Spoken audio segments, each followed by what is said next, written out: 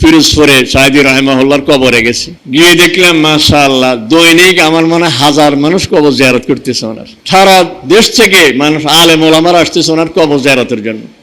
ওখানে দাঁড়ায় চোখের ফানিয়া ধরে রাখতে পারেনি। সারা বাংলাদেশের শুধু ওনার সমর্থক ওনার ভক্ত শুধু জামাত ইসলামীর মানুষ না বা আলেম ওলামা নয়, ওনার ভক্ত সব মানুষ, সাধারণ মানুষ ওনার ভক্ত, যার কারণে সরকার ওনাকে ফাঁসি দিতে সাহস করেনি।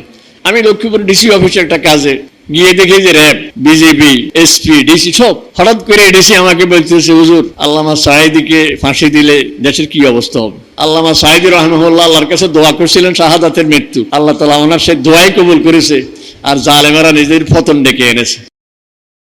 আমি গত এপ্রিলের 12 তারিখ এই এপ্রিলের 12 তারিখে হঠাৎ করে নিজে প্রোগ্রাম বানিয়েছি যে আমি ভোলা হইয়া বরিশাল, খুলনা অনেক জায়গায় যাব। ফ্যামিলির কাউকে জানাই নাই, কারণ এই বয়সে আমাকে একা হয়তো যেতে দেবে না। রাতের বেলায় মাহফিল করে আসছি 12টার সময়, নোয়াখালীতে মাহফিল ছিল।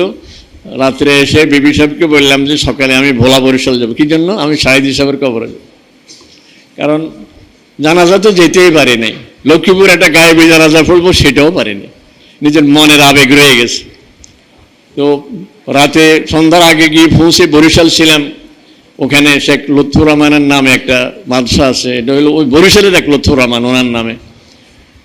তো ওইখানে রাত্রে ছিলাম, এক মাদ্রাসার গেস্ট রুমে ছিলাম।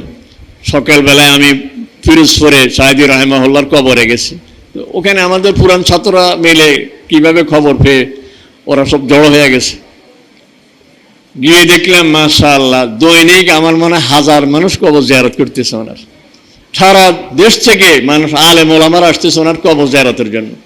ওখানে দাঁড়ায় চোখের ফানিয়া ধরে রাখতে পারেনি। আল্লাহ তাআলা ওনার ইজ্জত কত বাড়ায় দিছে। আর ইজ্জতের পিছনে এটা না যে উনি ফিরোজপুরের এমপি ছিলেন, উনি সংসদ সদস্য ছিলেন, এই কারণে নয়। উনি কোরআনের ফাঁকে ছিলেন, কোরআনের কথাই বলতেন। ওখানে সেই বরিশাল ফিরোজপুর জামাতের যিনি আমির ছিলেন উনি কথা প্রসঙ্গে বললেন, এখন তো ওয়াইজ বহুত, কিছু সময় গজলে, কিছু সময় ইংরেজি বক্তব্য এমনি এমনি কাটে, কিন্তু আল্লামা সাঈদী রাহিমাহুল্লাহর পুরো বয়ান কোরআন দিয়ে, কোরআনের ওয়াজ করতেন, কোরআনের তাফসির কোরআন দিয়েই করতেন। পুরা মজলিস একই বিষয়বস্তুর উপর আলোচনা করতেন, যার কারণে সারা বাংলাদেশের শুধু ওনার সমর্থক ওনার ভক্ত শুধু জামাত ইসলামীর মানুষ না বা আলেম ওলামা নয়, ওনার ভক্ত সব মানুষ, সাধারণ মানুষ ওনার ভক্ত, যার কারণে সরকার ওনাকে ফাঁসি দিতে সাহস করেনি। আমি লক্ষ্মীপুর ডিসি অফিসে একটা কাজে, আমি জানতাম না ভিতরে কি মিটিং চলছে। আমি যাওয়ার পরে সিএডিসির বলতেছে ভিতরে একটা গোপন মিটিং চলতেছে, আপনি বাইরে ওয়েট করেন। কিছুক্ষণ পরে ডিসি সাহেব তো সিসি ক্যামেরা দেখছে বাইরে কে বসে আছে, আমাকে ভিতরে নিয়ে গেছে। গিয়ে দেখি যে র্যাব, বিজেপি, সে তারপরে আর্মির লক্ষ্মীপুর দায়িত্বে যে ছিল সে, এসপি, ডিসি সব। হঠাৎ করে ডিসি আমাকে বলতেছে হুজুর আল্লামা সাঈদীকে ফাঁসি দিলে দেশের কি অবস্থা হবে। এটা মানে ফাঁসি দেওয়ার তাদের পরিকল্পনা ছিল। তা আমি তো এই জন্য যাইনি, আমি গেছি আমার মাদ্রাসার কাজ। আমি বললাম স্যার ওনাকে ফাঁসি দিলে কি অবস্থা হবে এটা এই দেশের কেউ বলতে পারবে না, নিয়ন্ত্রণ কেউ করতে পারবে না, কারণ ওনার ভক্ত শুধু জামাত ইসলামী নয়, এই দেশের সাধারণ মুসলমান ওনার ভক্ত, কেউ সামলাতে পারবেন না।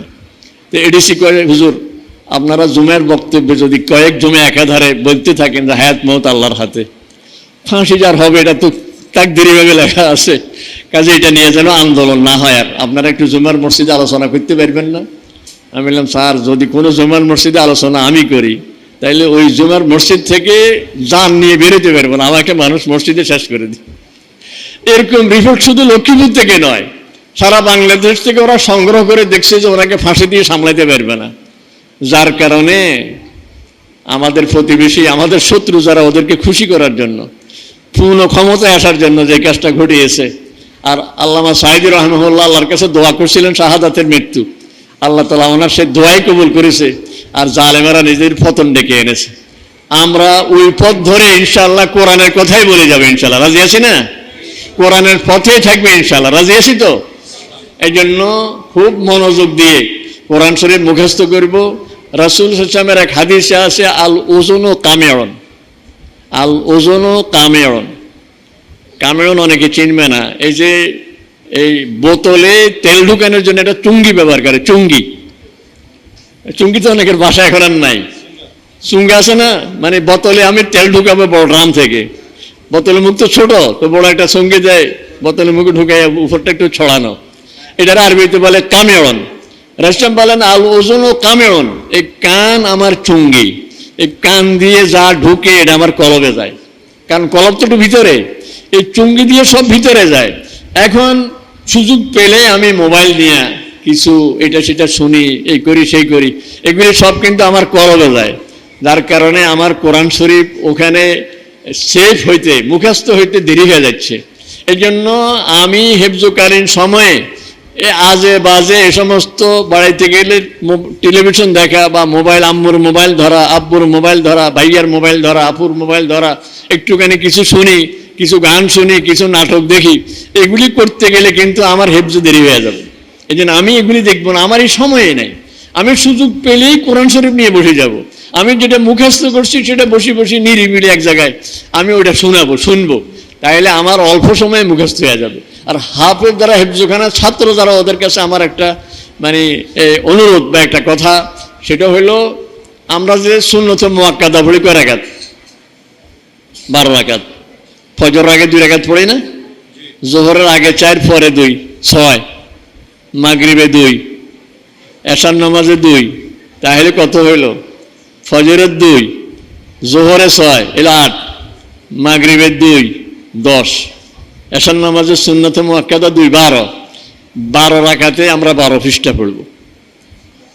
এক পারা কয় পৃষ্ঠা? 20 পৃষ্ঠা। তা আমরা 12 রাকাতে 12 পৃষ্ঠা পড়বো। অন্যান্যরা তো পড়ে আলাম তারা লিলাফে, আমি তো হেফজখানার ছাত্র, আমি আলাম তারা লিলাফে পড়বো না। গতকাল পড়ছি প্রথম পারা, আজকে পড়বো দ্বিতীয় পারা, সায়াকুল সুফা। আমি 20 পৃষ্ঠার মধ্যে সুন্নতে মুআক্কাদাতে আমি 12 পৃষ্ঠা শেষ করছি, আর রয়েছে 8 পৃষ্ঠা। রাত্রে হেফজখানা তো তাহাজ্জুদের জন্য উঠাইয়া দেয়, রাত্রে তাহাজ্জুদে আমি 8 রাকাতে 8 পৃষ্ঠা পড়বো। তাহলে আমার ডেইলি প্রতিদিন আমার 1 পারা নামাজের মধ্যে পড়া হয়।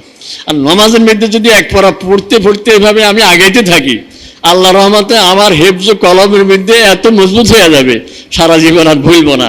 আমার আর কেউ লোকমা দিতে পারবে না, তারা আমি পড়াইতে আমার আর কষ্ট হবে না, যে কোনো মুহূর্তে আমি পড়তে পারবো না ইনশাল্লাহ কাজ করতে।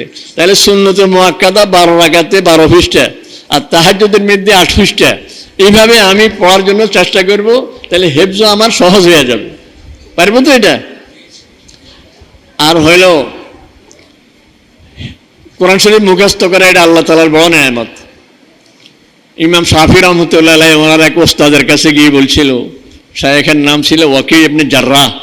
ইমাম শাফি রহমতুল্লাহ ওস্তাদ, সাকাউতু ইলা ওয়াকিইন বিসুই হিফজি, আমি আমার ওস্তাদের কাছে গিয়ে বললাম, ওস্তাদ মনে থাকে না, ফাউসানি ইলা তারকিল মাআসি, তো ওস্তাদ বলে দিলেন যে গুনাহ করো না, কোনো গুনাহ করো, আল্লাহ নারাজ হয় এমন কাজ করো না। ফাইনাল ইলমা মিন ফাদলিল ইলাহি, কারণ ইলম এটা আল্লাহ তাআলার বড় দান। ও ফাদলুল্লাহ লা ইউতা লিল আসি, আর আল্লাহর দান এটা আল্লাহ তাআলা গুনাহগারকে দেয় না। শাফি রহমতুল্লাহ আলাইহি উস্তাদ ওয়াকির এই কথা অনুযায়ী গুনাহ ছেড়ে দিয়েছেন। ওনার মেধার অবস্থা শোনো, আমরা যখন ফটো স্টেট করতে যাই, যদি 2 পৃষ্ঠা হয় তো 1 পৃষ্ঠারে ভাঁজ করে নেয়, কারণ না হলে তো দোনো পৃষ্ঠা একসাথে ফটো স্টেট হয়ে যাবে। আর যদি ভাঁজ করা না যায় তো এই পৃষ্ঠার উপরে একটা কাগজ দিয়ে ছাপা দেয়, যাতে এই পৃষ্ঠা ফটোকপি না হয়। ইমাম শাফি রহমতুল্লাহর মেধা এমন ছিল, উনি কিতাব যখন খুলতেন 1 পৃষ্ঠা পড়তে আর 1 পৃষ্ঠাকে চাপা দিয়ে রাখতে হইতো, কারণ চাপা দিয়ে যদি না রাখে এই পৃষ্ঠা পড়তে গেলে ওই পৃষ্ঠা সহ মুখস্থ হয়ে যেত। তাহলে মেধা কত বাড়ছে, শুধু চিকিৎসা ছিল কি গুনাহ করব না। এই জন্য আমরা হেফজখানার ছাত্রদের পিছনে অনেক সময় অনেকে বলে যে এদের পিছনে শয়তান বেশি লাগে, এই জন্য ওস্তাদদেরকে ফাঁকি দিয়া নামাজও দাঁড়াইছে, নামাজ বাদ দিয়া গুতাগুতি